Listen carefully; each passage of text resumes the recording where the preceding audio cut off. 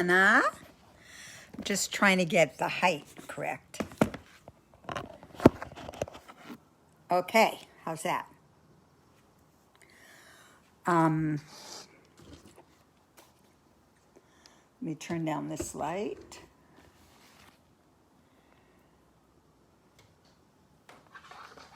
Hold on.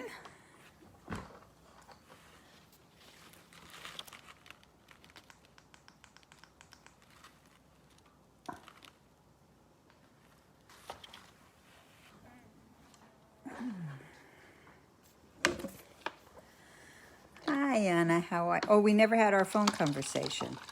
Now that I see you, we'll have to have it this week. Okay. Baruch atah Adonai Eloheinu melech haolam shehakol niyeh b'dvaro. Okay.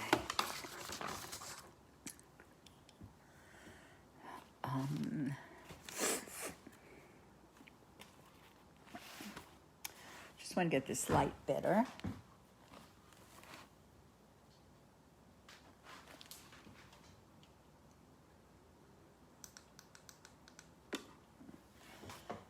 Okay. Hi, Lorette. I had to get myself organized. Okay.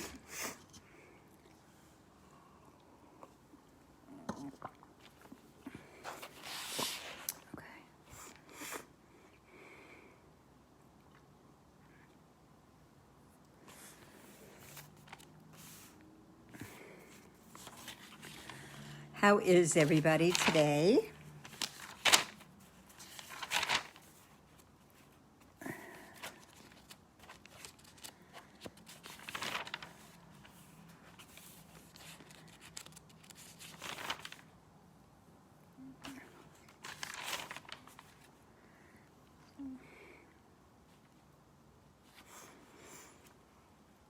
Yes, yeah, no, we'll make the call for next week.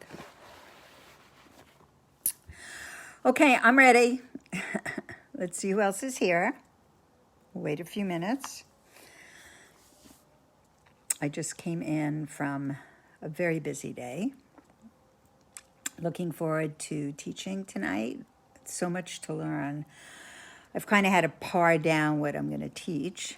So, Sarah Lydia, welcome. Baruch Hashem, I'm fine.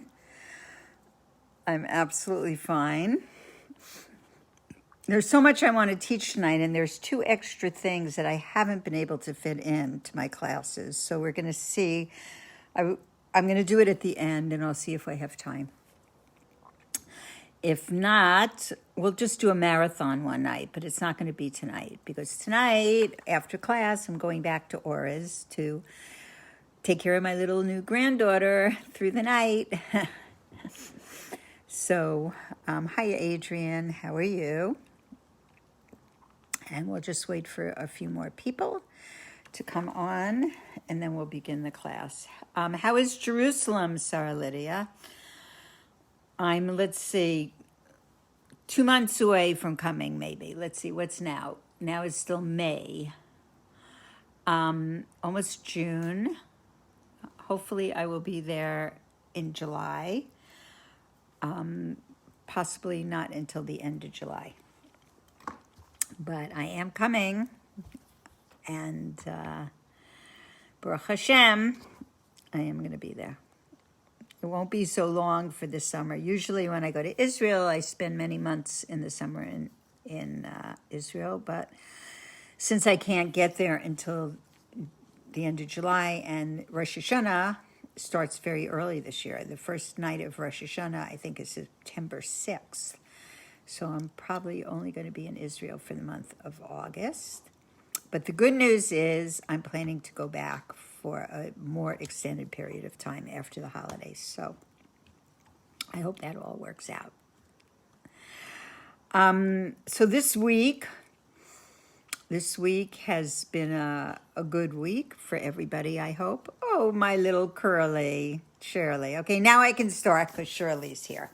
Okay, so I want to dedicate the class this week to my new granddaughter, Esther Ruth. Bas Ora Mindel. And I just want to tell you how cute she is. So for anybody who wasn't in class last week, my daughter Ora had a baby girl on the holiday of Shavuos. So she was named for two very beautiful, strong women. One was my mother-in-law, Esther, and the other was my son-in-law's grandmother, Esther. And I actually knew both Esthers, so it's really nice when you kind of knew the people, even though you're naming them after.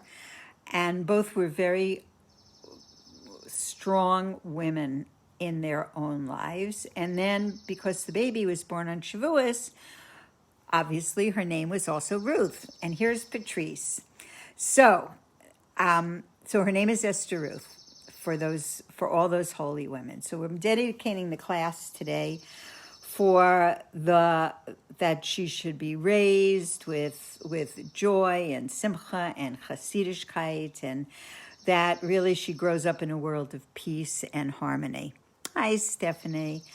I also want to dedicate this class to Israel and to the Jewish people, and that Israel be safe and Israel be the lamplighter for the nations that it was intended to be by God, and that Israel set the direction of how to live in peace and harmony, and that the Jewish people come to embrace how beautiful it is to be a Jew and to be proud to be a Jew. And every Jew who does not yet have a mezuzah on their door should have a mezuzah on their door. And any Jew that does not light Shabbos candles should have Shabbos candles lit. And give charity and have holy books and go to classes. And just how do we dispel darkness? We dispel darkness by adding more light. So hopefully in learning this week's Parsha, we're going to add more light. I said in the beginning of the class, there are a few extra things I wanted to add on to the Parsha class, but I don't want to go over a certain amount of time teaching because I have to go back and take care of Esther Ruth. So we'll see how far we get, and we'll have our marathon class soon. Okay. So just for Stephanie asked me how was the baby named. So she's named for my mother-in-law Esther, who left Austria in 1939 with her husband, who went. How did she get out of the country? Her husband, by a fluke, although there's no coincidences in the world, was born in Hungary. And because he was born in Hungary, even though his family lived in Austria, his mother had gone to a wedding, and while she was at this wedding in Hungary, she gave birth. So her son became the only one of her 10 children that, Sarah, hi, the only one of her 10 children that had Hungarian citizenship. And because of that, he was able to get out of Vienna, and they had visas from a relative who provided visas and vouched for them, but they didn't have visas for their children, and so they had to leave their 3 children. Shlomo was not born yet, with relatives, and they had been promised that in a year's time that they would have their visas. And so my mother-in-law was an Austrian citizenship, and she had no permission to leave the country. So she went with her husband to the train station, and he got on the train with his correct papers, and it was nighttime, and she had her nightgown on under her coat. And she said to the Nazi guards, at that time it was right before 1939, and she said, I'm just have my nightgown on. I'm going home. I just want to go on the train and say goodbye to my husband. And she went on the train and she left the country. And she had a lot of strength and chutzpah her whole entire life. She was able to get her children into the country when they were not giving visas anymore. And since she had been promised a visa, she went to the highest office. And when they told her, we can't help them, the last boat is leaving and we can't help you, she held a scissor to the throat of the person in charge. I come from that lineage. don't mess with us Schwartzes. And she held a scissor to his throat, and she said, the only thing I care about in my life is my children. And you promised me visas, and I want those visas now. And he gave the visas. Okay, we won't go into any commentary. And the other Esther, for which my granddaughter is named, was my son-in-law's grandmother, who I knew. And she was the Rebbitzin of the community in Annapolis. And she was just the most beautiful, kind, gentle woman. She was Rebbitzin of a community for many, many years, and her husband had been killed by a drunk driver crossing the street coming home from shul one Friday night. And she continued to be the Rebbitzin of the community and really was a light, really an absolutely beautiful light in the world. And the second name of my granddaughter, Ruth, is for the book of Ruth, which we read on Shavuos. So there you have all the things of the names. So I want to just share a Facebook messenger. I don't go on it regularly, but when I do, I'm always rewarded from something very far out. So I went on this week on the Facebook Messenger, and I got a note from a woman who I didn't know, and she writes that she doesn't really know me, and she really actually didn't know my husband, but she wants to write. She wants to write me a story. And she said she always felt uncomfortable maybe to share this with me because she really didn't know us, but something happened for her on Shavuos, something clicked for her, and she felt she should share it. So she said she was in Tzfat in a women's seminary called behaalotecha in 2012, the year 2012. And she came over to Ascent. A lot of the behaalotecha girls used to come to Ascent, where my husband and I taught in the past, and I will be teaching hopefully again there this summer. And she came over, and my husband used to teach on this porch with the most magnificent view. You see Maron, you see the hills, you see Tzfat. And she came over because all the girls like to hang out on that beautiful porch, which was named the Schwartzy porch. And she said she came and she had just missed the class Shlomo was teaching. So he was still on the porch and he was speaking to people. And that she had always heard, when she became a Baal Tshuva, meaning a person who comes back to Judaism, and she had always heard that you bless God in the bad times and as well as you bless him for good. That we should be able to bless God because everything ultimately is good, even though we might and we often don't have the vision to see it, and it's such a difficult concept to understand and even to explain. And she said, but she had never seen anybody living it, and she didn't even know if it was something real people do. Like it sounds, okay, you should bless God for the bad as well as the good. Well, I don't know anybody that does it. Like she didn't even know if real people did that.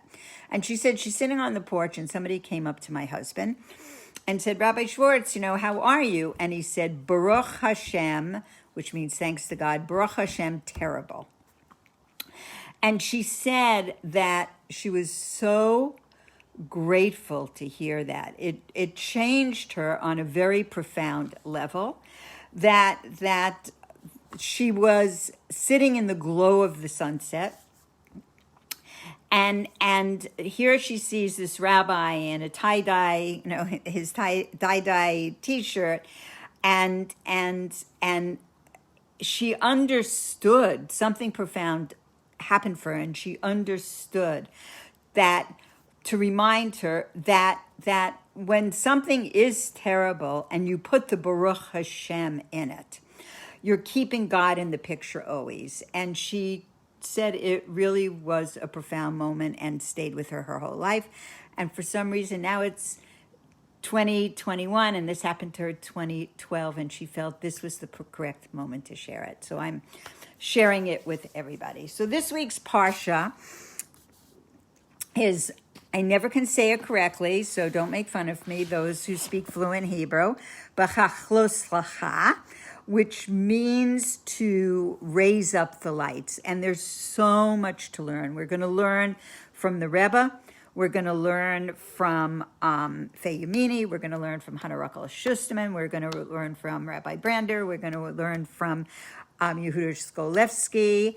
And we're going to learn from Rebbetzin Friedman. Okay, so there's a lot that we're going to learn today. Okay, so I just want to give an overview of the Parsha. So this Parsha is dealing with the command to Aaron, and my father's name was Aaron, so every time I see it, it's always a very warm feeling, to light the lamps of the menorah. Now, I think most of us know that the menorah was the 7-branch candelabra that stood in the sanctuary. And the symbolism of the menorah and the act of lighting it is the theme of one of the themes of this week's Parsha. There are many themes. I'm going to try to get to 2 themes of the Parsha. I mean, I'd like to do them all, but Esther Ruth is waiting for me. So Aaron's duties were of the high priest, and what is he known for? He was known for his tremendous love for every creature.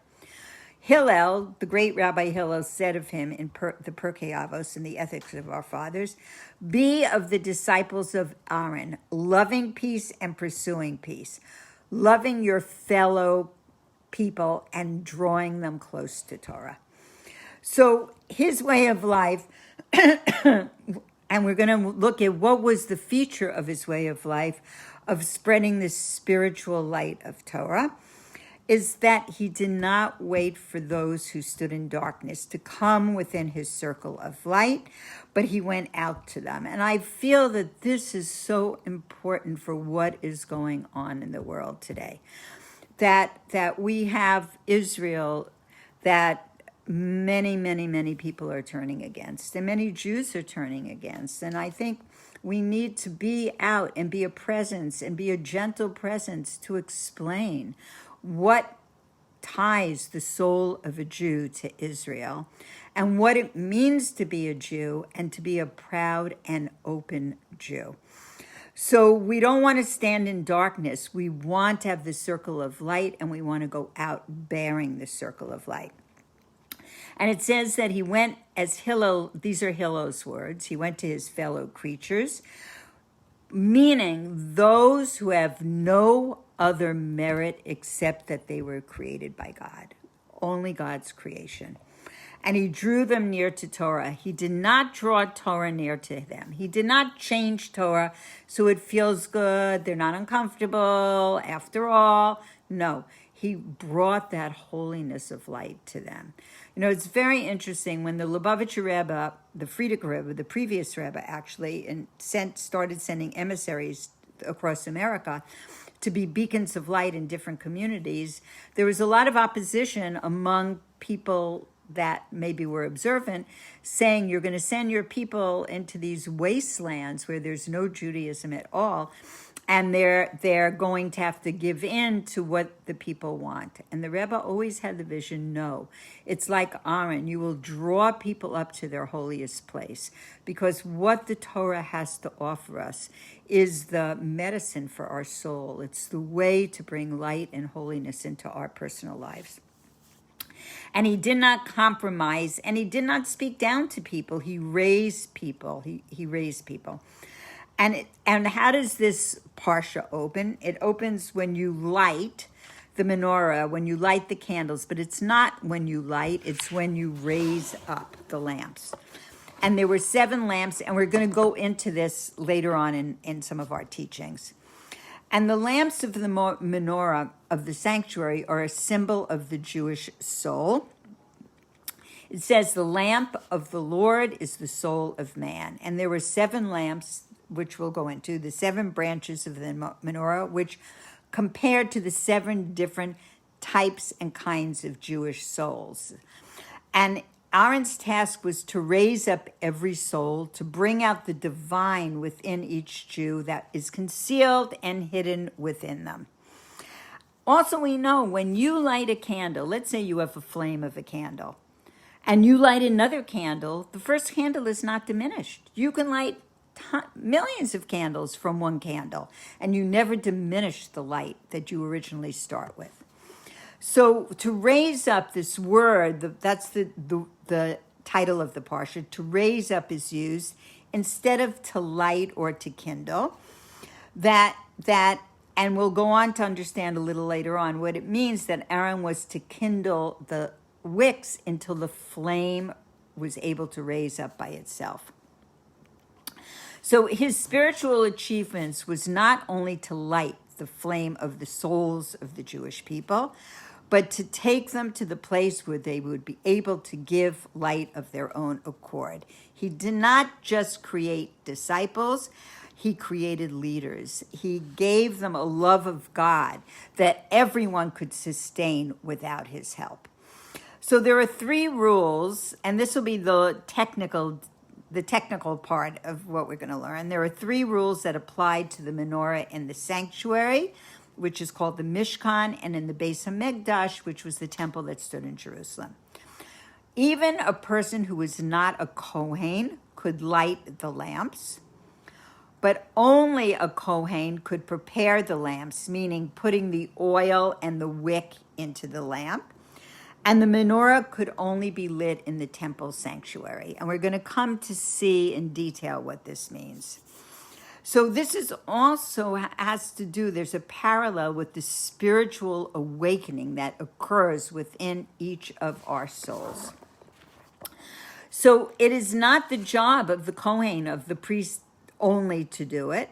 It's given to everybody. It's given to all of us. We all are responsible for spreading the light of Torah. And it belongs to every Jew as a privilege and as an obligation. Be of the disciples of Aaron was addressed to every single Jew. But only the Kohen could do the preparations. So we might think we'll change things, we'll make it easier for a person, but we are told, no, there is a proper way to do it. And that's what it means by the Kohen does the preparation. That we have to understand what the proper way is, what these commandments mean, and how we incorporate them in our life. And what is a Kohen? What is a priest? So it says that, and we're going to go on in this Parsha, we're going to learn about actually the tribe of Levi also, and how we are connected, each one of us, to being like a Levi. But it says any person, not just the Levites, but any person whose spirit is willing to stand before God and serve him is able to do this.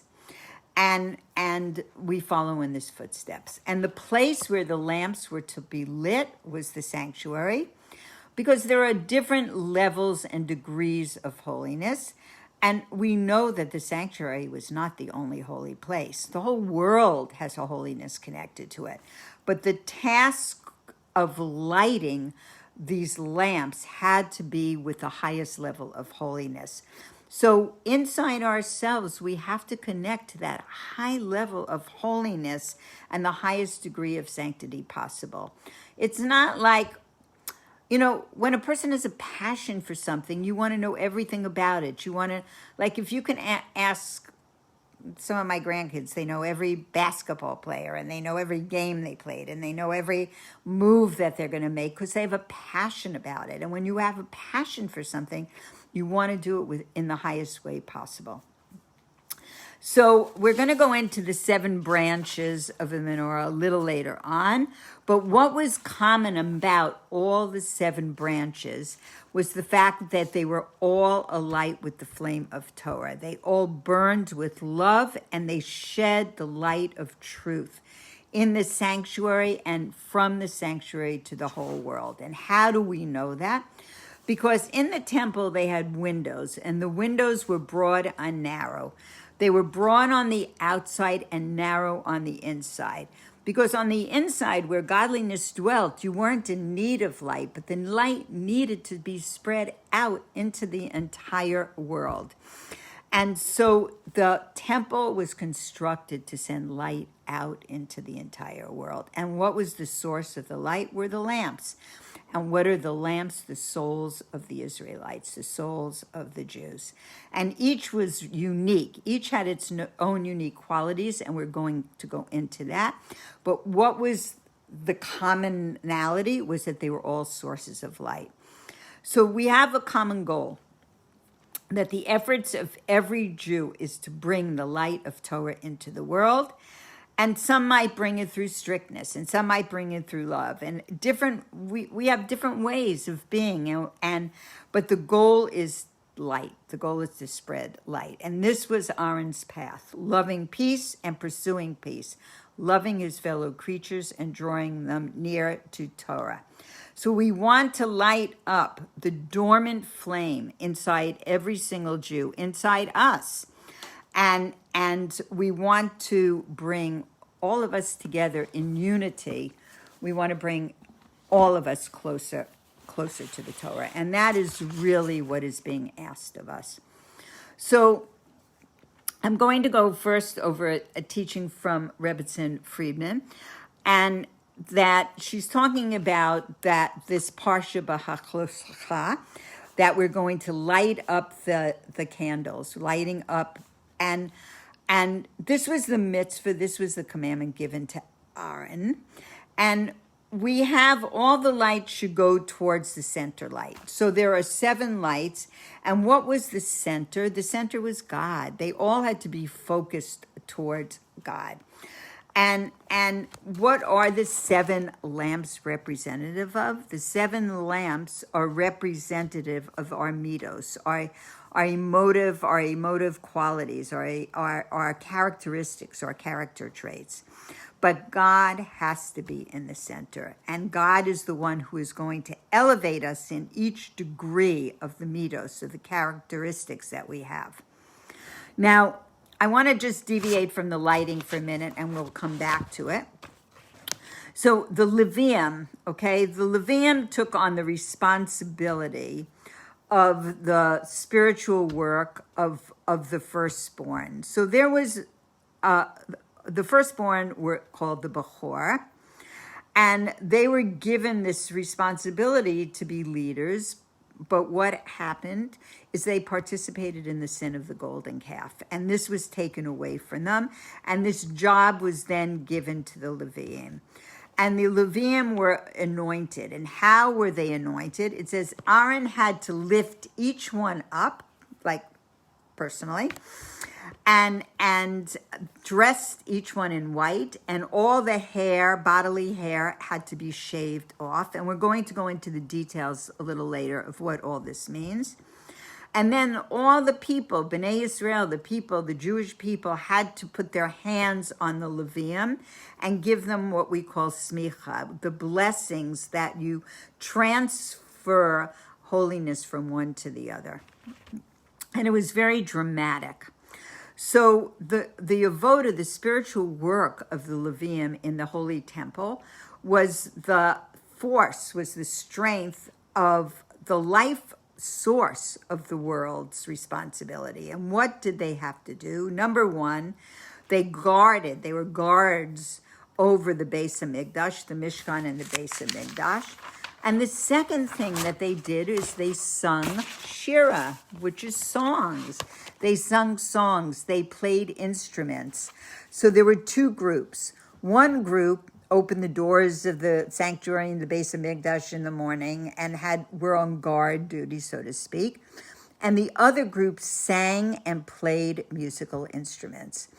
And if you go to, and when you go to Israel and you're in Jerusalem, and you go on by the Kotel, they have what's called the virtual tour, and you put on these new age kind of glasses, and it's like 3D, and it takes you into an experience of being actually in the Beis HaMikdash. It was really something that's extraordinary. And you see standing on all the steps, the Levium playing instruments and singing. You have an understanding of the majesty of what was going on. And it says that these responsibilities, these jobs, whether they were a guard or whether they were singer and played music were given to them forever, that this responsibility never changed. And during the time of the second Beis Hamikdash, when Ezra was researching which Levium had which job, because they were not to switch, that soul, that reincarnation of that soul would have that particular job forever. So it says that the singers in the Beis Hamikdash, they open with the trumpets playing and the tekiyas, like when you blow the shofar on Rosh Hashanah. And there was 3 that were blown, and then there was 9 that were blown at the sacrifices in the morning, and 9 that were blown in the sacrifices in the afternoon, just the same as they're blown on Rosh Hashanah. It's a tekiah, it's a trua, and then a tekiah. And during the extra prayers on the holidays and on Shabbat, there were extra blowing of the instruments. And there was a choir, and the choir of the Levium had to be at least 12. But it says in a sefer that's written about David HaMelech that at one time there was a choir of 28,000 Levium. I can only imagine what that must sound like singing, and also with instruments, because I was in 770, which is the home base of the Lubavitcher Rebbe. And on a Yom Tov, when there was singing, there could be 5,000-10,000 people. I might be exaggerating at 10,000, but I'm not exaggerating at 5,000. I'm not sure exactly how many the room held, all singing at once. And the power of that was it just penetrates into your heart. And it says that the music that was sung when the temple stood in Jerusalem of the Levium could be heard all the way to Jericho. And Jericho, I mean, by car in modern times from Jerusalem is at least a half-hour drive. So it says the music of the Levium were everywhere. At any time they poured wine on the altar, any time they brought a sacrifice, it was accompanied by music, and they had to bring an offering. And what was this for? It was to take people to have the experience of simcha, to have the experience of joy. And this music brought the Kohanim, brought the priests to serve God with joy. We are commanded, serve God with joy. And the sacrifice and the simcha brought a person to tshuva, because many of the sacrifices were atonement, or to bring people to a place of tshuva, to return your heart, to be in the position, your heart and soul, as God created us to be. And it's very interesting because it says the gates of simcha and the gate of tshuva and the gate of shira are all next to each other, and they're next to the gate of prophecy. And many of the Levium were prophets. It says Shmuel Hanavi was also a Levi, and his students also were prophets. And it was easy to go from the sanctuary of the Levium into the sanctuary of the prophets. And the process brought tremendous tshuva and simcha. I mean, it was like, I don't want to say it was like a happening, but that's my closest experience that I have. And it says that when one sings a niggin is a melody without words. And the reason you use the melody without words is because words are like boxes. They box you in. So it says the koach, the strength of the niggin, is to lessen the pain a person might think, the difficulties a person might have, and to raise good thoughts within that person. And all song and instruments had to be able to be heard individually, so that one instrument would not overpower another one. And there is a sage, the Ramchal, who says the angels in the higher worlds, that they didn't go out to do their mission without first coming to sing shira, to sing songs to God. And also when they finished their mission, they went back to the designated place to sing these songs. And without this singing, their mission was not accepted. And they needed this. They needed this level of song on high. And it's so when we on Shabbos, for those of us who go to a prayer service on Shabbos, there's a prayer called the Kedusha, and that we're singing like the angels sang this shira, and the angels needed it for their work. Maybe that's where they got hi ho, we're off to work we go. Like singing while you're going to work. And so the angels from us got this capacity to sing shira. And it says that when there was this angel of Esav, that we know the story that the angel of Esav fought with Yaakov, and the angel of Yaakov said, "Let me go to sing. It's time for me to sing this shira." Because when the people of Israel are doing their spiritual practice, they are happy and they create happy angels. Like on Friday night, when you come home Friday night, we sing Sholem Aleichem. We're singing and we're praising, we're saying that the angels are coming along. And when they see the home prepared for Shabbos and the table set and the candles lit, and it says, if a person had created any negative angel by any kind of sin they might have done during the week, but when this amount of light is in the home of Shabbos, that angel is transformed into an angel of good.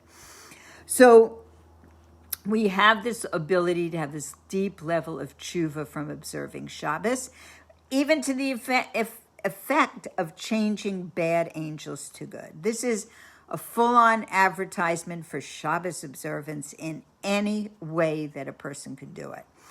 And we want to bring down this abundance of light into the world, and what we do in our home by creating Shabbos is deeply, deeply profound. And everyone's Shabbos table lifts them up to the higher realms, and we have blessings. We say blessings, and we have delicacies, and we save the best for Shabbos. And there is the blessing of the woman in the home, that she lights the candle. She ushers Shabbos into the world. What a wonderful, you're bringing the holiness. And that is why it's so important to light as Shabbos comes into the world. Because when a person lights, when it's already Shabbos, it's dark, they're beautiful. Candles are always beautiful, but we've missed the opportunity to usher in that moment of holiness where the whole world shifts at that time. So also in this Parsha, the Jews fetch. Let's see what's new about that. And they wanted the delicacies that they had in Egypt. And so it says the Arv Rav, the mixed multitude, infiltrated unhappiness into the people. And Moshe says to God, I can't do this alone. So God gives him 70 elders that became leaders to guide the people with Moshe. And God says, I will bring meat. How will I? And they question him, how are you going to bring meat to 600,000 adult males? So the question is asked, which I don't know the answer, but I know somebody who's researching it. Did the women not complain? Because it only says that they brought the meat to 600 adult males. Those were the ones that were complaining. So God says, when he was being questioned, how can you feed 600,000 meat? Says, is there anything I can't do? And practically, Moshe says, well, practically speaking, it's going to be very difficult. And God says, don't be practical. See God's essence. And then immediately he brought in these birds, these tons of meat, and there were piles everywhere. There were millions of birds that came in a minute. So it's a lesson to us to look at something and ask, when you say, but practically, how am I supposed to do this? God says, go into the hand of God with no limit. Don't be practically speaking. Take the leap of faith. Go into God's world and God's mitzvahs, and anything can happen and anything will happen. And our faith can bring miracles and wonders, and we have to be the Levium to be filled with simcha and bring it into our homes and lives. And find that inner song that's in our hearts. Each one of us has it. And fill our homes with songs and simcha. I'm just going to give you a little secret. My Hebrew name is Shira, which is song. So we teach ourselves to learn what this place is, and we get into it, and it comes from appreciation. It comes from a level of appreciation. And I just want to say one more thing about the Levium, and then we're going to go back to the light. So Moshe was told to designate that Levium be separated from among the general population. We have the Kohanim, we have the Levium, and then we have the Yisraelim. So it says that the Levium were separated out to navigate and subdue the forces of evil. Because the Levium come from the left side, which we know the left is Gevurah, which is strength, severity. And they have to be warriors for holiness. And they do it by song and musical instruments. And Levi is an accompanier that like almost like being the mother, the wife and the mother. And God told Moshe, purify them, and the purity comes from on high. How does a person purify another person? You have something you need to do. When you do it, they become purified. So we take steps for purity. And what are they? So first you have to act. And Moshe had to sprinkle on the Levium the ashes of the para adama, the red heifer, which was used to purify. We're not going to go into it today, but it was used as a purification to purify from the ultimate, which is death and impurity. And the ashes were put in water, and this was sprinkled on them. They had to go through an inauguration. They had to be shaved completely. Their clothing had to be white and to become pure, because now they were in a position of new responsibilities. And they were going to serve in the Ohel Moed, in the tent of meeting. So since we know they had strong Gevurah, this strong strength and severity and all of that they had to enter into their new position. And why were they shaved? Means that they had to be taken any connection to what was before. So they did not sin. The Levium did not sin with the golden calf, but they did have a temper. And the temper came from this quality of Gevurah, the quality of severity. And the idea of shaving of the whole body was to become denuded of hair. And what does that mean? It meant that nothing should be allowed to cling to them, like anger, jealousy, negativity, those powerful emotions that come from Gevurah, that come from that left side. And this all had to be removed, and they had to start off like newborn babies. And also their garments had to be purified. And they entered into their service, and the whole Jewish people gathered, and they handed them over, and they all laid hands on them. And this is what we do when we give a blessing. And when Moshe transferred the leadership to Joshua, he laid his hands on him. That's conferring this transference. And it says that all of Bnei Yisrael laid their hands and kind of waved them around, however that was done, and that they willingly became instruments for the Jewish people. And it was to make clear that they were just instruments. And there was a limit on the time they could serve. What does this mean? To guard the Mishkan.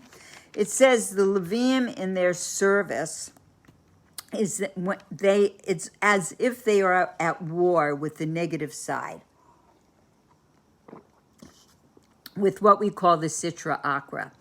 And they have heat at full force to do their job. Virility, basically, is what we're talking about. And after the age of 50, their virility diminishes. So now they can be a guardian, but they can't be a warrior. And then their roles change. So that is something about the Levium connected also to this Parsha. So now we're going to go back to the lamps. So it says we begin with the flames of the menorah. So in last week's Torah portion of Naso, remember we talked about the 12 princes bringing offerings, and they each brought the same offering to dedicate for the temple. And now this section about the menorah comes right after the section about the princes. And now we're talking about Aaron being consoled. Consoled for what? Consoled for the death of his sons. And the offerings of the princes had to do with bringing the Mishkan further into the desert. And Aaron wanted to be part of this dedication. And God consoled him by giving him the menorah to light. And his dedication was greater than the rest of the tribes. And what was unique about this quality of the menorah? Because there were many other objects in the temple, in the Mishkan and in the temple. There was the Aron, and there was the ark, and there was the incense holder, many, many different things. But why was this special to be given to Aaron? And there was a unique quality of the menorah. And as we said before, because he had this tremendous love and kindness and raised people up, like he's raising the flames of the menorah to their highest level. And he says the word zeh, which means when you point to something and you're sure, it's a clear, direct prophecy. And this was how the menorah was constructed. So Rashi tells us that Moshe, in the construction of all the utensils of the temple, Moshe guided Beit Salel in who was the artist, in how to construct them. But he couldn't get what God was talking about in terms of how to create the menorah. He was shown an image, but he couldn't get how you create it. How you create a menorah with all its different components out of one solid piece of gold. And he was shown this direct image from God. And Rashi is going on to explain that this uniqueness of the menorah, that God caused it to construct itself. So it says that Rashi explains how it was done. And in the book of Shmos, now we're past that, but in the book of Shmos, the menorah was made by casting a piece of gold into the fire. Now, fire in Hebrew is Aish, and the numerical value of all the letters that make up fire is 301. And the menorah that was created, the letters that make up menorah, equal 301. So when God said, take this solid piece of gold and throw it into the fire, it came out a menorah. And why couldn't Moshe do it? Because the menorah was made of one solid piece of gold. It had one column. It had 7 separate branches. It had flowers. It had cups. It had stems. There were 49 ornaments in all made from this hammering of one piece of gold. So everything comes out of the one. All the parts had to come from the center. So on the physical level, how was this done? There weren't any separate parts. All were part of the essential one light. So all these 7 branches, remember, they represent the 7 different types of souls of Jews, all come out of one place. And it was the testimony to the world that the divine presence was there in Israel. And God with his menorah represents the Jewish people. And there was one lamp, the light of the Western lamp, that was never extinguished. That's why when I grew up in my Reformed temple, there was always the eternal light. And I never knew what it meant, the eternal light, but there was always one light above the housing of the ark that was called the eternal light. And it's to show that God is always here, that God is always lighting up our people. And then God made the menorah. So the menorah symbolizes the Jewish people and how we spread divine light in the world. As we said, the windows spread light to the outer world. Not like now when you come into your home, you want windows to bring your light inside. But then all the windows spread the light out into the outer world, the spiritual light that goes to the world. So again, the soul of man is the lamp of God. And people illuminate their surroundings and they illuminate their environments. So there are 7 different types of Jews and 7 different types of divine service that had to come out of one piece. Diversity doesn't mean division. There can be unity in diversity. And I think when we talked about the unity and diversity meetings that the Richies and I used to go to somewhere in downtown LA, so that we can be ourselves, we can be our individual different selves, and we can be unified. That's what we learned last week from the 12 princes, that each brought their exactly the same offerings, but they each brought them in their own special way with their own special talents and characteristics that come from your own essential place. But there is a place that we share together and a place we need to respect. And every person has their own nature.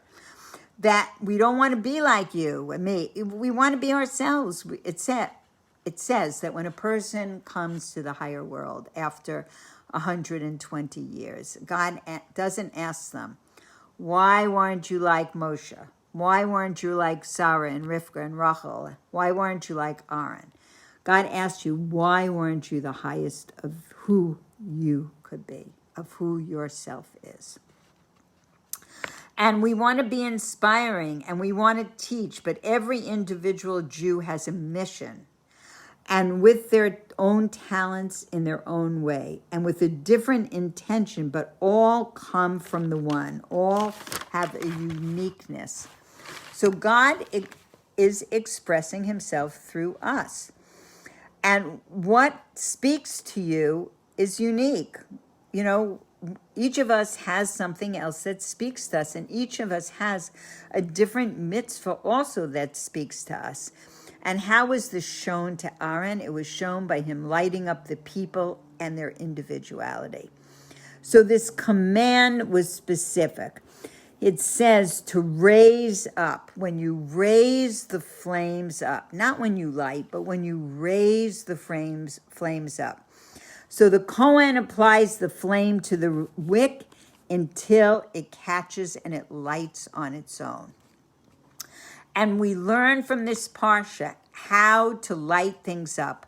And we put out the flame, we put the flame to the wick, and we stay with that until it lights up on its own.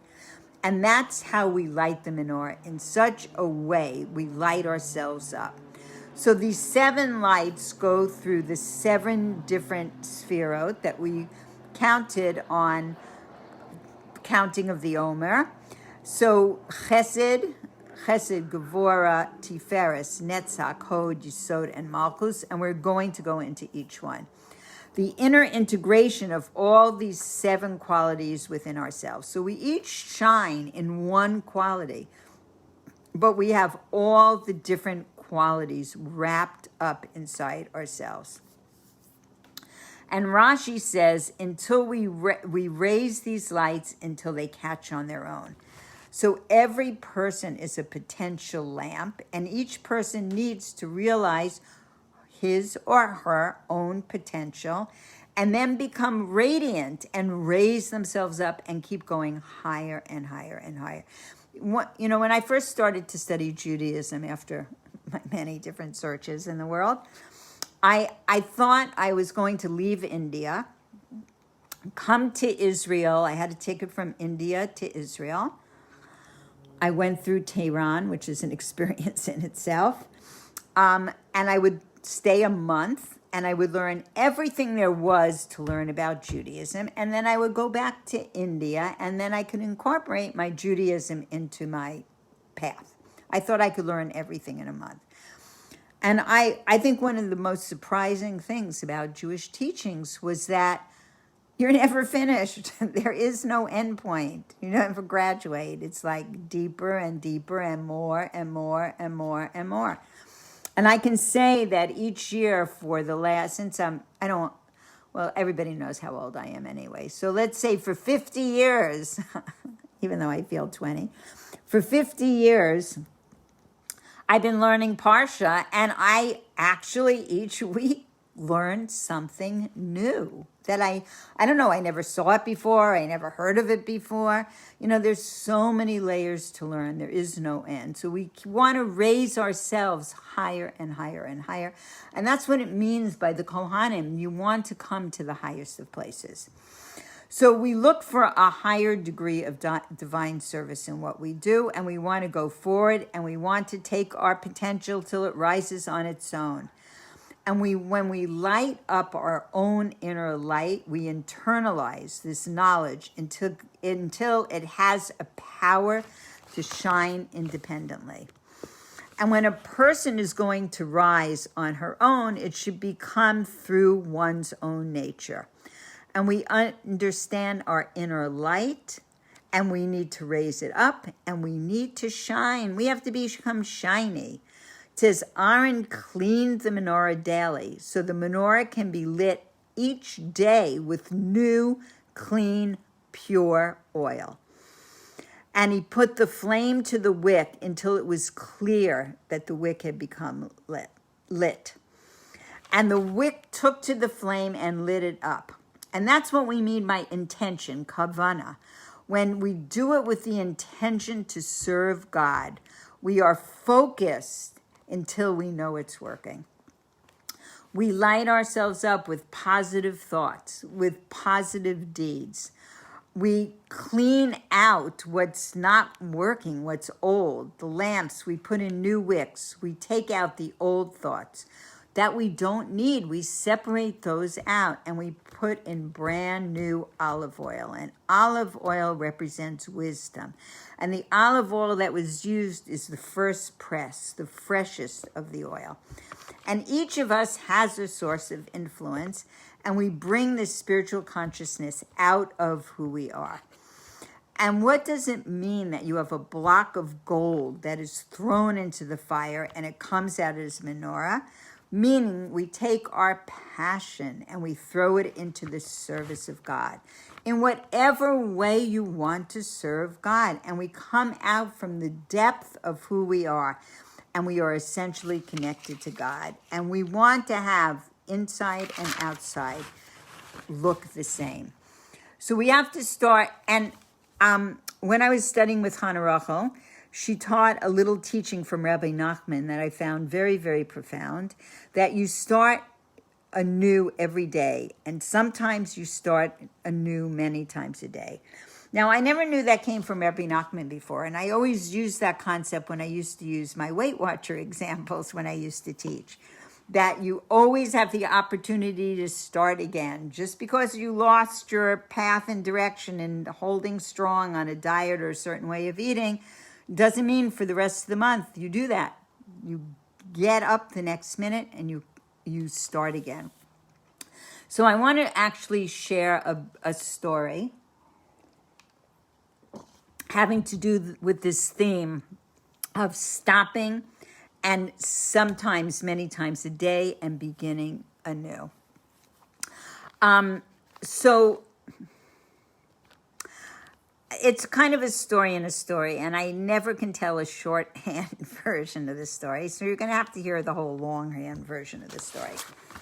So for many years, my husband and I went, even though we ran Chabad House in Westwood, we went for Simchas Torah, and sometimes Rosh Hashanah, sometimes Yom Kippur. We went to help the Chabad of Berkeley and then the Chabad of San Francisco. We were my husband opened up Chabad of Westwood, Chabad of Berkeley, and Chabad of San Diego. He was one of these lighters upper. He lit up things till they took on their own.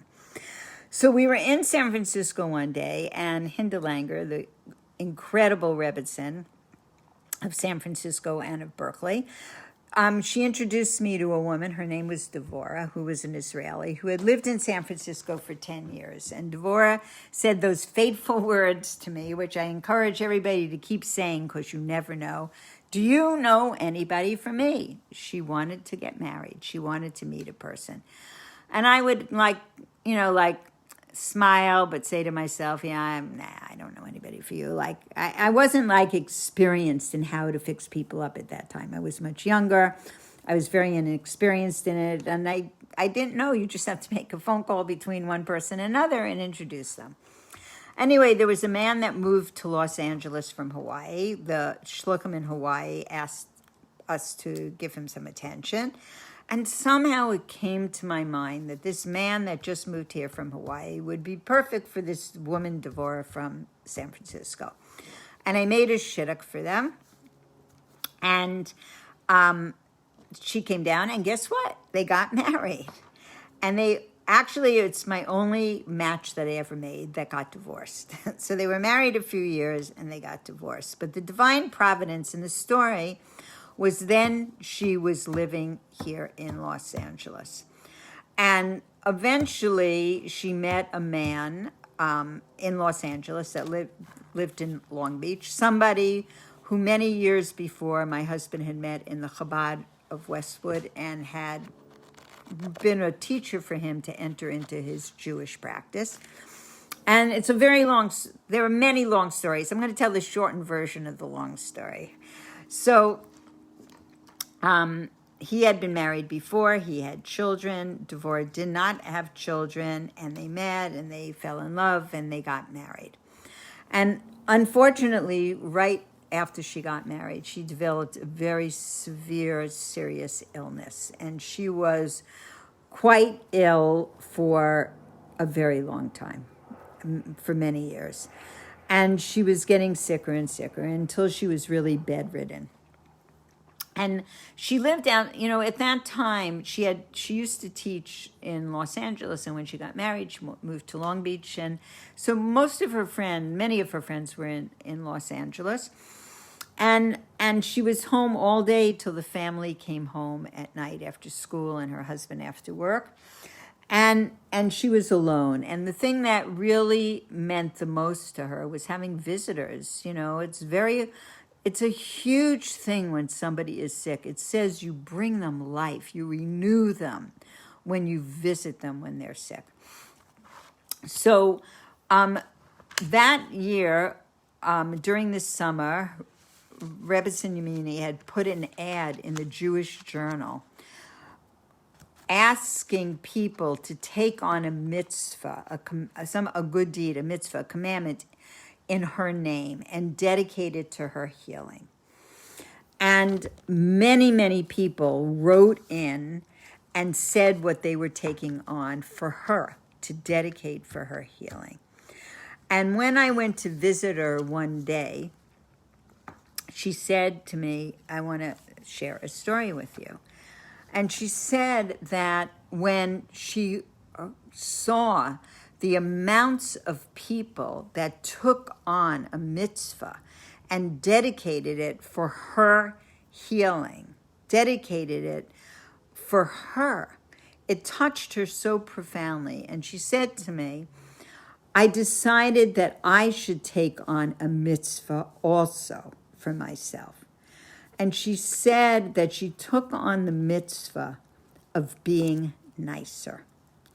Now, I was actually quite shocked because I didn't realize that she understood that she actually was not so nice. She was Israeli and a difficult Israeli at times, whatever. And sometimes it was very hard to visit her. People had to pull themselves together, and it wasn't so easy. And I was very shocked that she had that insight into herself. And she told me the following. So she said one day she got a phone call from a certain friend that said she was going to come and visit her. that day. She was driving in from Los Angeles, and she said, okay, great, and she was looking forward to it. And about an hour before the woman was going to come, she called her back, and she said, I'm so sorry, I won't be able to make it. So she said, okay, fine. And then she called her back again, and she said, yes, I'm going to come to visit you. And then she never came. So the next day, and the front door was always left unlocked. So it was Long Beach, nothing was going to happen. So people could come in because she was alone. She couldn't really get to the door. And one day she was using the bathroom in her room, and she hears somebody come into her room, and it's this voice, and it's this woman who told her the day before she was going to come and didn't show up, that came. And in her mind, she got very angry, and she was going to tell her off. But she was in the middle of washing her hands after using the toilet and then coming out and saying a blessing. So she stopped herself, and she realized she could start anew. And instead of having all this anger spew out of her, like, how dare you say you were coming and I was looking forward to it and then you didn't come, instead she chose to say, thank you so much for visiting me. I am so happy you came. And she told me that from that day on, this woman came consistently, and that she was able to stop herself in the middle and then continue in another direction. So each of us has that ability in the middle of something to start anew. Just stop and start anew, take it up anew.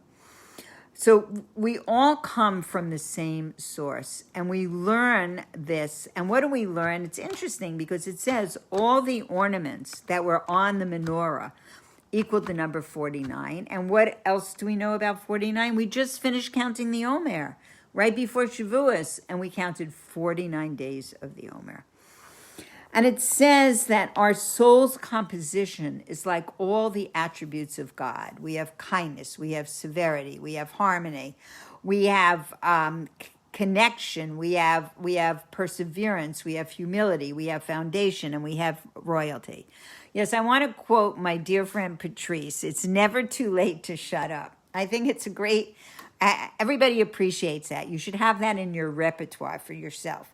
And you can be in the middle of a sentence. It's never too late to shut up and to start anew. And even not only with words, but with actions also. So every soul has all 7 of these qualities. And in some souls, some of the qualities are dormant and some are active. So chesed, a soul that has the leading quality of chesed, of loving kindness, is a soul whose service of God is calm, is flowing with love, and also overflowing with love for their fellow Jew. A person who comes from the dominant quality of Gevurah serves God with awe, with passion, and is disciplined and has high expectations. A person that serves dominant quality of Tiferet, harmony, has a synthesis of kindness and severity together, and a tremendous capacity for compassion. A soul that comes from Netzach, which is perseverance, that this soul battles and struggles to make things happen and is triumphant. A soul whose leading quality is Hod, from humility, is a soul that is exemplified with this inner quality of equanimity, is a good listener, feels gratitude. A soul that comes from Yesod, foundation, has a unique talent in giving in relationships. And a soul that comes from Malchus, which is royalty, is a soul who serves their creator in a majestic manner.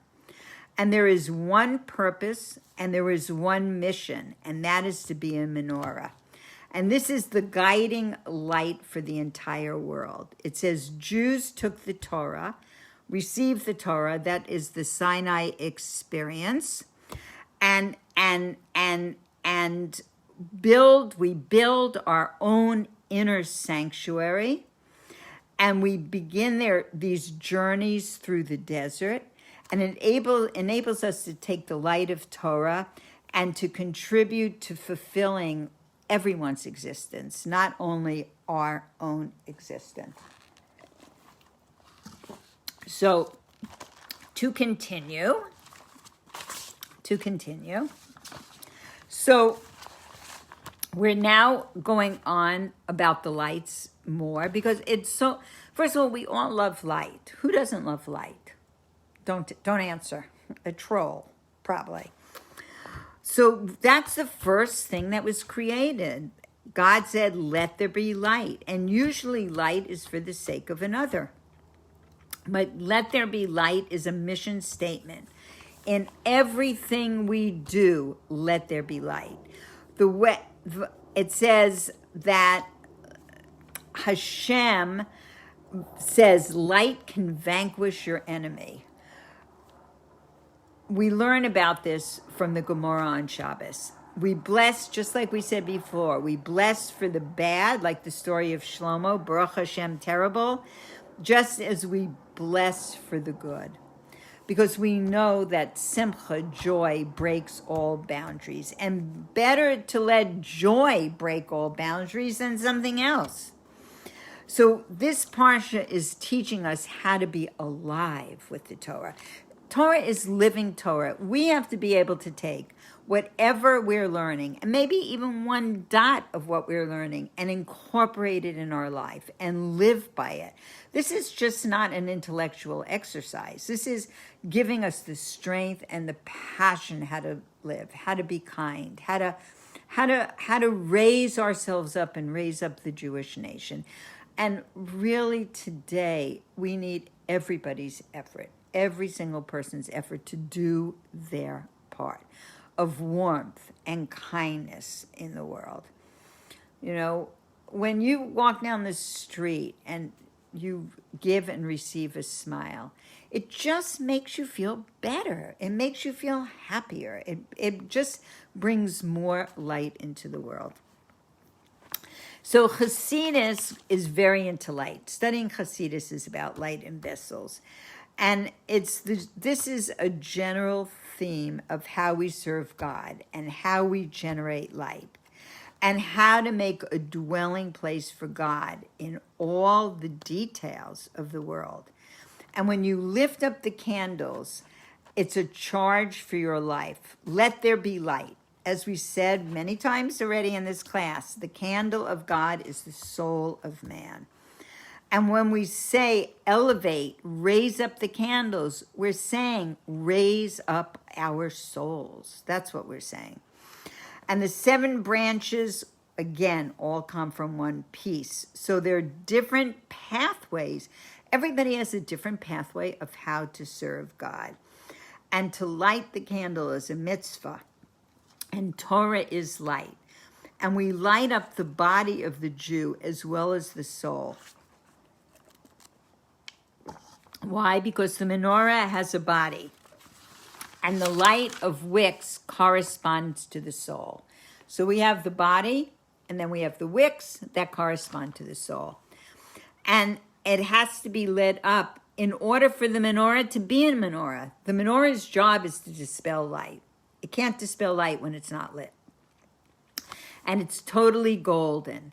And our goal in the menorah is to have a totality of light. And we do it by elevating.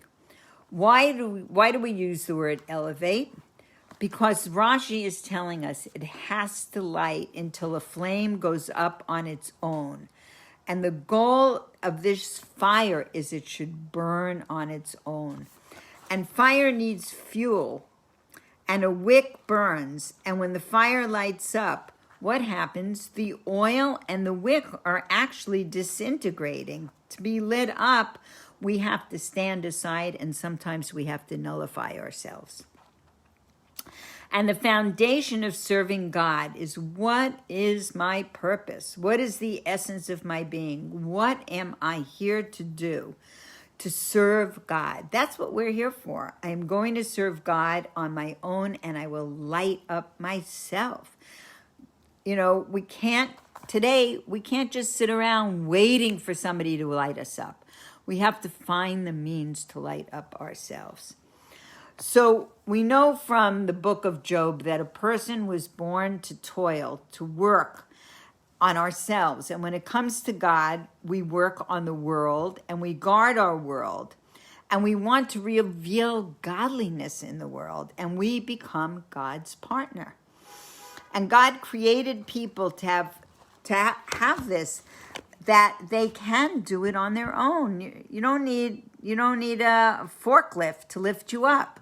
Well, some of us need heavy lifting, but we can lift each other up and then lift ourselves up. So the Rambam is explaining that we have free choice, and we've been given this consciousness to choose, and you choose in your mind. You are free what to choose, and you can choose anything. Life is a smorgasbord of whatever is going on, and we can choose to be close to God. And we light ourselves up until we become a flame, a fire that burns on its own. So we know that Aaron HaKohen lit the menorah, and it says, God gave me my soul, and he set me up for success, and he gave me everything. So we have all the talents that we need and everything to choose. Hashem tells his words to Yaakov, and what he asks you to do, he does himself. And we are getting actually this spiritual help. This power to affect physicality comes from the soul in the body. So we have a power to choose. This is the human quality. And this world, we say, the name for world is Olam, which comes from the root Helam, which means hidden. This world is hiding God, and it's meant to hide God, and we are meant to reveal God. And we either can choose good or we can choose bad. We can choose life or we can choose death. So we have a word that means truth, and that word is emes. And it's made up of 3 letters, an aleph, a mem, and a tuf. And it says that the aleph means God, means the one God. And if you take God out, what word do you have left? Mace, which means death. So God gives us a soul and help from above. And we have a choice. And we can become someone who is committed, rooted in truth. I choose to follow my godly soul, to choose life, to make the right decision. And we can always choose to make the right decision. We never do wrong by choosing the right thing. And we will discover God through the physical, and by taking the nature of the godly soul and permeating it in the physical. That we know that there is 3 things. There's the person, there's the soul, and the body. And there are different ways which these 3 things deal with the world. The things that we encounter, the stuff, so to speak, that we encounter in our world, especially the concept of tshuva, of return, is something we are given the power to transform our world. Through tshuva, we can revisit the past and make up for mistakes. And this is just such a tremendous concept. It's an uplifting concept. Tshuva is a gift. It goes beyond nature. It's like becoming a fire that can burn on its own. And it says that this menorah, even though it needs to be prepared by the Kohen, it can be lit by anybody and everybody. It can stand alone and burn. And we find that Kohen, we find that inspiration, that high priest in ourselves when we follow the words of God. And God gives us the soul, and his intention is that we go out on our own. And the menorah is prepared beforehand by the Kohen.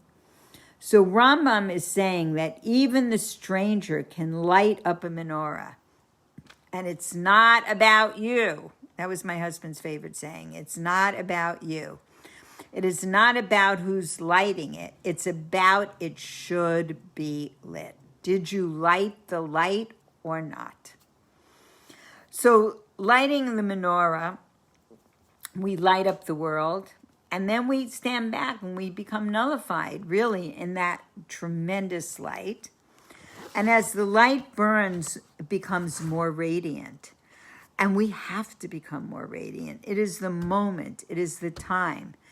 Did the menorah get lit or not? Are you taking the light out into this world? So it says we need to step aside. It's not about us. We have to give space to the light of God. We live it, and therefore it is radiant. In order to be something, you have to stand aside. Anyone can light the menorah, and it can be outside the sanctuary. You can become radiant and luminous for God in any situation, even in the darkest of places. Besides, I just want to say today, there's a Chabad news site. I don't know how else to describe it. Sometimes it's interesting information. Sometimes it's deep connection to deep teachers and learning that's going on. Sometimes it's different weddings that are going on. It's all kinds of information. And today on it was a story and an opportunity. There was a video and a writing up from the head of the Orthodox Union of, Orthodox religious people that have a fundraising drive and are collecting money to be able to send a huge amount of oxygen and ventilators and all kinds of equipment to India. Imperative to be able to help another person. I mean, it was, because I'm so attached to India also, it was extremely touching to me because I know many, many people there. And I have heard from many people there. And I have heard from people whose families were just lying outside a hospital, not being able to get any help because their medical system has totally collapsed. And we know that anytime there is a disaster, any place in the world, even in countries that hate Israel, like Lebanon, that Israel is the first country to offer to send in a field hospital, to send in aid, to send in help. When this terrible explosions happened maybe a year ago, I think before maybe during the pandemic or before the pandemic in Lebanon, even though they were turned down, Israel immediately said, we'll send a field hospital. We'll do whatever we can to help. In Haiti, they were the first country in, we are people that look around and we want to light up the world with kindness and with caring and with sensitivity. And it says that, and sometimes it's in the darkest of places, but we are there. And besides the flame changing you, it is a promise. The Lubavitcher Rebbe says, how is it a promise? There is a promise that you will come back, that you will be able to be lit up, that you will be radiant. And it comes from an understanding that we all have a godly soul, and our godly soul will become triumphant because that is our true nature. Our true existence is godliness. And when this, what we call the pintalayid, that spark that sparks people, is touched, the minute your true self touches, your will arises, and it becomes like a beacon to do the right thing. So after Shavuos, just last week when Esther Ruth was born, we received the Torah, and now, Who are we going to be? It says we are a three-part people, Cohen, Yisrael, and Levim, a three-part Torah, the Torah, the prophets, and the writings, in the third month, Nisan, Iyar, and Sivan, to tell the world, in a world of division and separateness, we have been given the one Torah, which is inclusive. It's about inclusion. And we need to lift up. We need to lift up, and we need to be lifted up.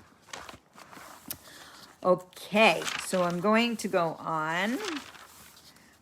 Luckily, we still have time before Esther Ruth is going to want her bubby to come take care of her. And there is something I really wanted to teach tonight, and I see I will have time, but I just want to finish one other teaching. Okay. And this is about the lights, and then I want to talk about the journeys, and then I want to talk about something else. So, l'chaim, on my water. Once in a while I have wine out of a Sheva Chaya cup. And I actually just got an invitation for any of you that are in Israel that tomorrow, Thursday in Sfat, Sheva Chaya is going to be doing a community mural. And Chabad of the Galleries, which is my brother, Zalman, is going to be involved somehow. Maybe it's on their new building. So if any of you are in Israel, rush right to Sfat. Tomorrow, 4 o'clock in the afternoon, a barbecue and a community mural painting, and I RSVP that I will be there. So I'm hoping for Mashiach to come between now and tomorrow. Okay, so very interesting. I'm just going to skip a little of this, go over a little of this teaching, is that we know the first thing that was created was light, and light was drawn down into the world. And now we see that the light that we're talking about is a light of softness, because a light of fire is a light of harshness. It comes from Gevurah, but there's a light of chesed, the light of kindness. And the kindness was in knowing that the light was dispelled to the outer world, that there was no harshness in it at all.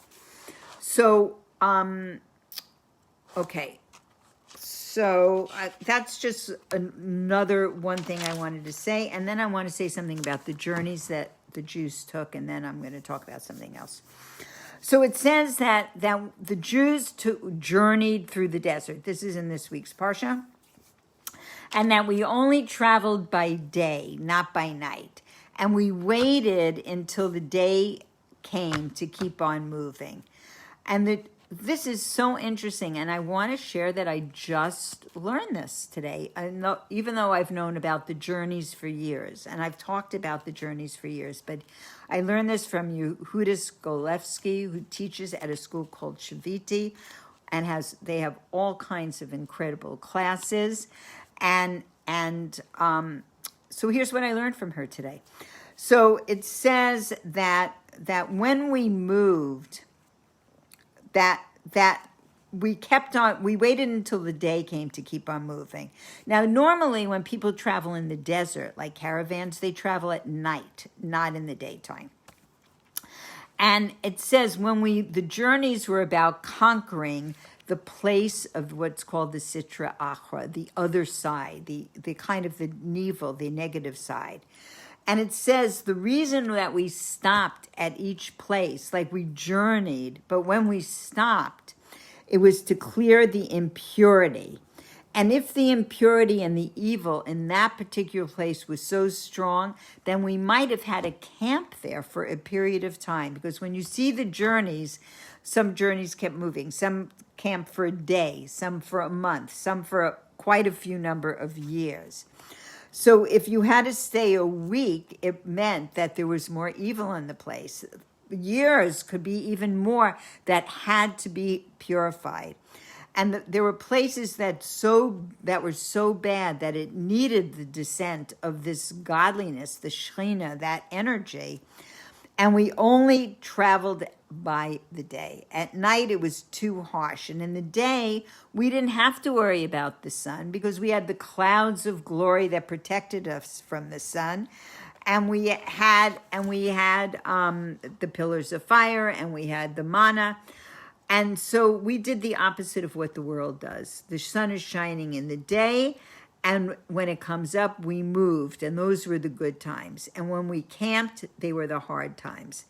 And during one of these times when they camped, remember we talked before in the class about fetching. They wanted meat, and what is that? Meat and cucumbers. That's what they wanted. Like I don't like both of those, so I don't get that. But when they camped, they were attached to the ground. And when they moved, they were attached to the heavens. They had the clouds of glory. They had the pillar of fire. And when they camped, they fought the forces of evil, and sometimes they succumbed. And the trumpets blew only with Moshe, and people moved on, and it represented a level of kindness. Okay? So I wanted to say that. And now I want to go over a teaching by Rebbetzin Friedman about Emunah and Bitachon. Emunah is faith, and Bitachon is trust. And I found it very uplifting during these times, and therefore I want to share it. And we have time. Okay. Okay. So I listened to this class. I think it was last week she spoke it.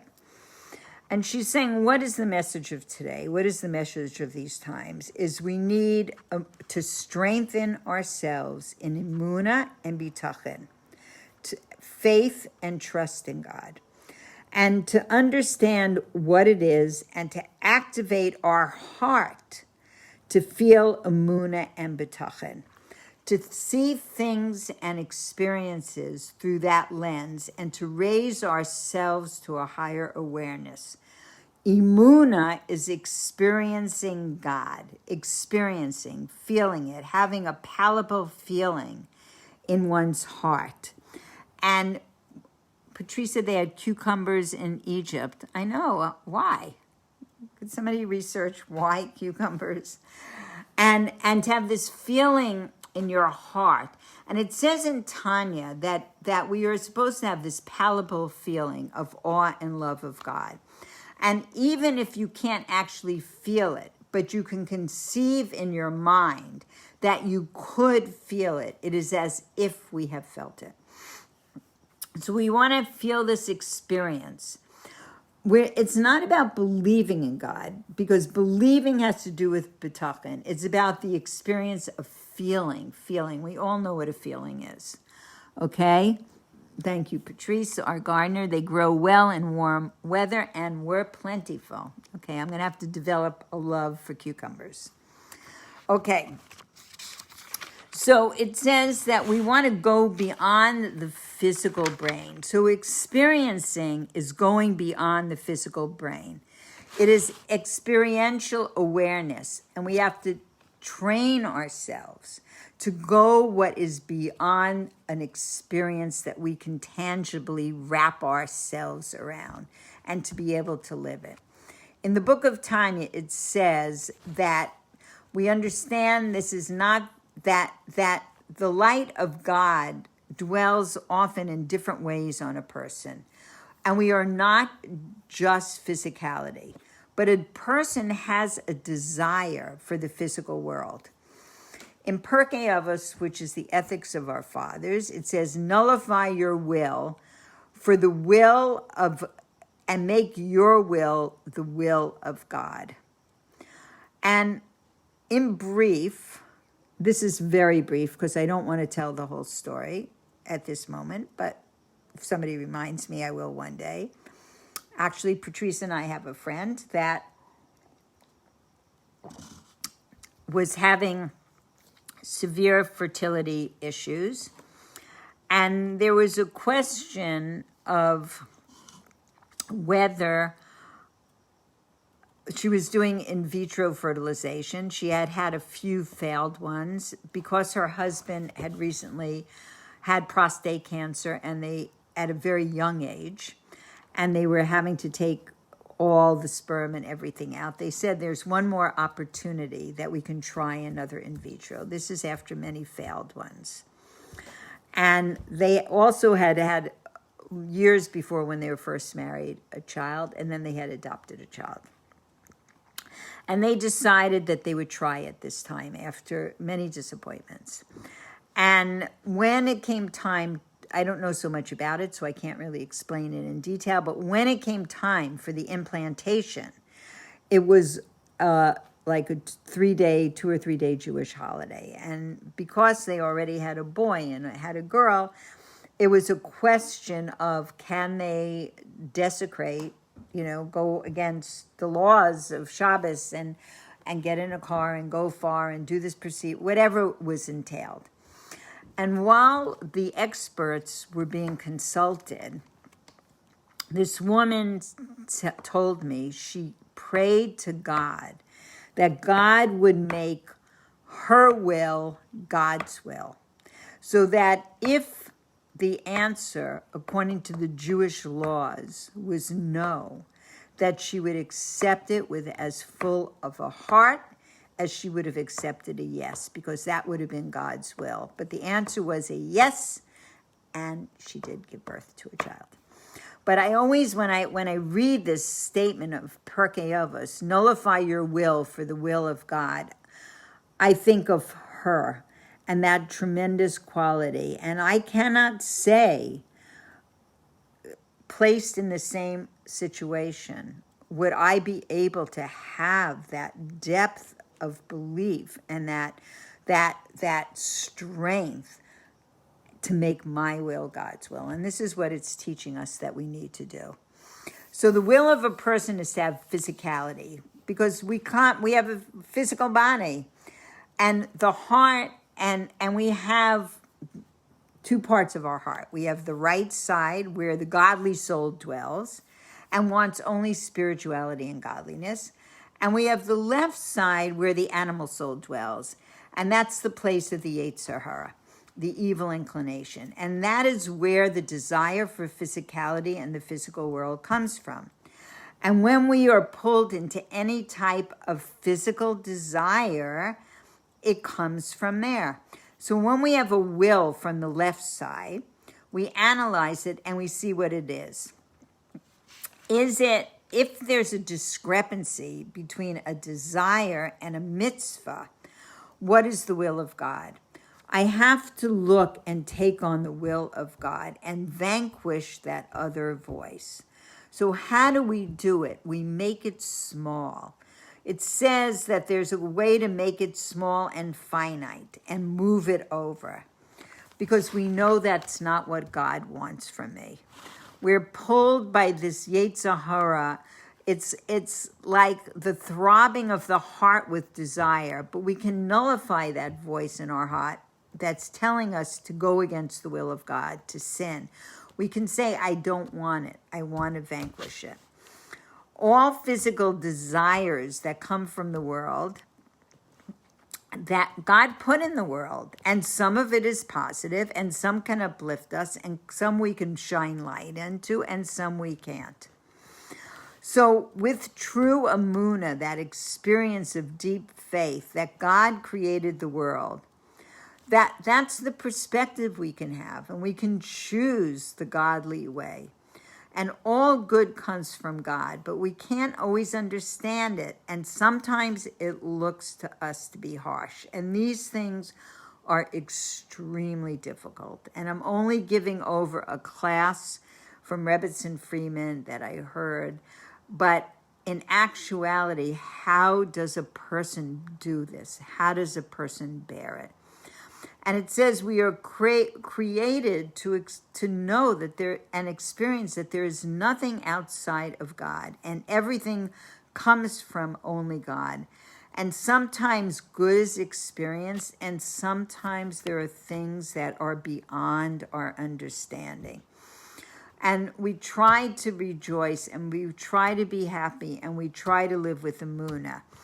And we try to give meaning and life And if I don't understand how a certain light comes into the world, because it doesn't look like light, it comes from the beyond.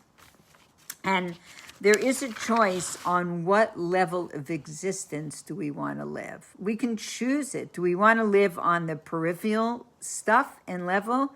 That means see things as harsh and bleak and horrible. Or do we want to go higher and put our heart and our mind with God, who is infinite, good, infinite light? We can choose to live in that place.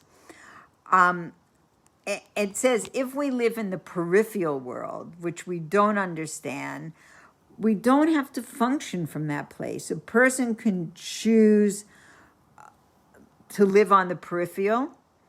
And sometimes when you choose that, it's a place of pain and harshness. But we're in this world to strengthen ourselves with the moon, and we have to shine some light into that and to experience the pleasure of God's life source. And every Jewish neshama has the ability to do this. And there is an extremely difficult story that Rebbetzin Friedman gave over it. And it's a very painful story, but I will give it over here. That in Meron, when that great tragedy happened and all those people were killed, I mean, so there was a father that was sitting Shiva for his son. And that there was, one of the things of Lag Bomer is to light fires. And there was an area that was called the Toldos Aaron. There was a Rebbe who was the Toldos Aaron Rebbe. And it was in his area that this great fire was lit. And it was in that area that people were leaving that these deaths occurred. So the Toldos Aaron, the Rebbe, sent his son to be Menachem Avel, to comfort the father of this man or boy. I don't know if it was one of the children or it was an older person, but nobody was too old there, that died. And he didn't want to go himself because he said to his son, I don't know if the father is going to be angry at me, because it was my area. It was right after my lighting of the fires that this happened, that everybody left. And he said, I don't want to go because I don't want to cause him more pain if he's angry at me, and he won't be happy that I came. So when the son of the Toldos Aaron Rebbe came to this man, to comfort him, he said, I want to speak to your father. And he said, no, I want, and he said, I want to speak to your father. And he said to him that this was the divinely appointed moment for my son to die.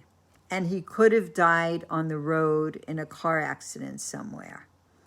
He said, but before the fire was lit, the thousands of people that were there said, Shema Yisrael, Hashem Elokeinu, Hashem Echad, together as one, unified with one heart and soul. And they all took on themselves wearing the yoke of heaven. And he said that this father took something that was so painful and is unbearable to bear. And he had Emunah in Hashem, and he put it in a place of light. I mean, it's hard to even say the story because it's hard to imagine a person on that level. But he made it smaller and he made the light bigger. He saw that God is in everything, and he chose to shine a piece of light on it instead of choosing to shine darkness on it. And I just want to conclude by saying that we need to be light bearers. We need to shine light. We are in a very challenging and difficult state as Jews today. And we have to let the world know, and we have to let Jews know, the Jews that have no understanding of what's going on in Israel. And nobody says that Israel is perfect, but people need to understand the real story and the real truth, and not to make dark light and light dark. And and to understand that a safe, protected Israel is essential for you and me and every Jew in the world, no matter where they are, to be safe. And how are we going to do it? We're going to shine light. We're going to take on more mitzvahs. We are going to do things in a better way. We're going to be more careful in what we do. We're going to give more charity. Whatever area that you choose, but choose something and choose it well. So I want to thank everybody for coming, and maybe next week I will be able to have a real picture. I don't know actually how to do that since I'm on my phone on Facebook. But by next week I might have another computer that I can electrify in a short amount of time. And then I can show you a picture of Esther Ruth. So I want to wish everybody a beautiful week, and that we should just bring more light into the world, and only blessings, and we all need to really pray. Oh, there's Shevachaya. Shevachaya, I advertised your community mural tomorrow, and I made a commitment to come. So now we've got to pray for Mashiach so I could be there at your event. And that beautiful Shevachaya, my holy sister in Sfat, I want to be there. So Mashiach should come immediately. And all of you invited to that barbecue and the community mural drawing in Sfat. And everybody, thank you so much for coming to class. And I will see you at class next week. And you never know, I could have, in my morning classes, I'm holding Esther Ruth. So maybe by next week, I might have the nerve to hold her during the class. Anyway, thank you everybody for coming, and really have blessings, blessings, blessings for everybody.